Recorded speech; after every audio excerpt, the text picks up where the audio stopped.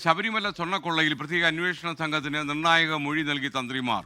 ഉദ്യോഗസ്ഥർ പറഞ്ഞത് പ്രകാരമാണ് സ്വർണ്ണപ്പാളിയിൽ അറ്റകുറ്റപ്പണിക്കായി അനുമതി നൽകിയെന്നാണ് തന്ത്രിമാർ പറഞ്ഞിരിക്കുന്ന മൊഴി.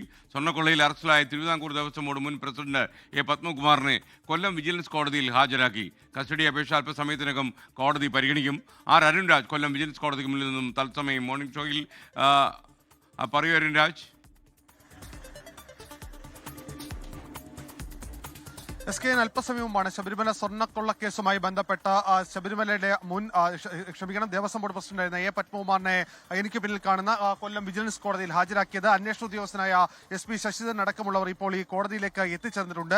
2 ദിവസത്തെ കസ്റ്റഡിയാണ് പത്മകുമാറിന്റെ കസ്റ്റഡിയാണ് പ്രത്യേക അന്വേഷണ സംഘം ഇപ്പോൾ ആവശ്യപ്പെട്ടിരിക്കുന്നത്. പത്മകുമാറും ഉണ്ണികൃഷ്ണൻ പൊറ്റിയും തമ്മിലുള്ള സാമ്പത്തിക ഇടപാടുകൾ, ഉണ്ണികൃഷ്ണൻ പൊറ്റിയുമായി പത്മകുമാറിനുണ്ടായ മറ്റു ബന്ധങ്ങൾ, അതുപോലെ തന്നെ വിദേശ യാത്രകൾ, ഇതുമായി ബന്ധപ്പെട്ട കൂടുതൽ വിവരങ്ങൾ ശേഖരിക്കുകയാണ് അന്വേഷണ സംഘത്തിന് മുമ്പിലുള്ള പ്രധാനപ്പെട്ട കാര്യം. ഇതുമായി ബന്ധപ്പെട്ട് 2 ദിവസത്തെ കസ്റ്റഡി വേണമെന്ന ആവശ്യമാണ് പ്രത്യേക അന്വേഷണ സംഘം ഇപ്പോൾ കോടതിക്ക് മുമ്പാകെ വെക്കുന്നത്.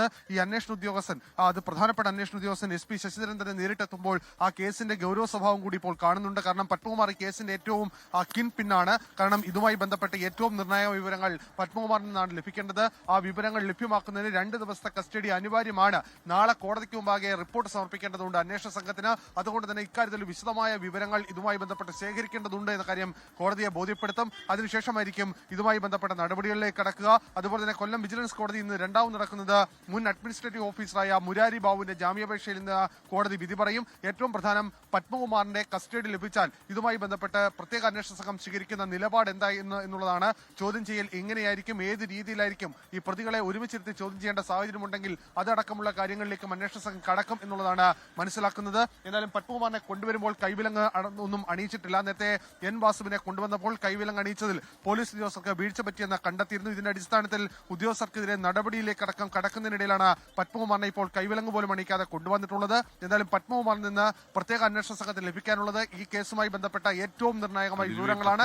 സ്വർണ്ണക്കൊള്ളയിലെ മുഖ്യ സൂത്രധാരനും മുഖ്യ പങ്കും ഇക്കാര്യവുമായി ബന്ധപ്പെട്ട പത്മകുമാർ തന്നെയാണ് എന്ന് ഉറപ്പിക്കുകയാണ് അന്വേഷണ സംഘം ഇതുവരെയുള്ള അന്വേഷണത്തിന്റെ ഭാഗമായി കോടതിയിൽ വെച്ചിട്ടുള്ള രേഖകളിൽ പറയുന്നത്.